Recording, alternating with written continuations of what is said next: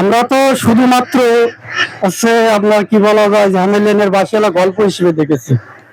তো আজকে বাস্তবে হ্যামিলটনের বাসিওয়ালা আপনাদেরকে দেখাচ্ছি। যে দর্শক দেখুন, এই সে আমাদের বাস্তবের হ্যামিলটনের বাসিওয়ালা। উনি আপনার বাঁশি বাজে যদি হেঁটে যায়, পেছনে পেছনে হাঁসগুলো চলে যায়। আপনারা এর আগে হয়তো দেখে থাকতে পারেন। তো আসলে অনেক কিছু, অনেক বিস্ময়কর ঘটনা ঘটে। তেমনই একটা আমাদের এই ভাই অসাধারণ প্রতিভাধনের, আর উনি হাঁস চাষ করে মূলত ওনার ভাগ্য পরিবর্তন হয়েছে। তো আপনি কতবার করছেন চাষ, কত বছর থেকে? ওটা ছিল 2022 সালের থেকে। 2022 সাল।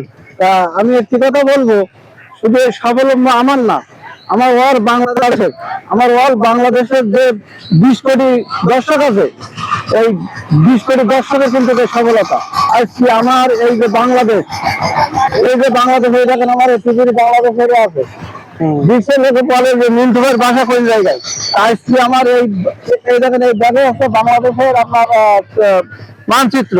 তা আমি চাই আমার এই দেশ যেন বিশ্বের কাছে পরিচিতি পায়। যে আজকে যেমন আমার বাংলাদেশের আপনার মুস্তাফাজুর এই সাতক্ষীরা জেলায় বাড়ি, কিন্তু ভাই এই সাতক্ষীরা জেলায় আমার এই জেলায় বাড়ি।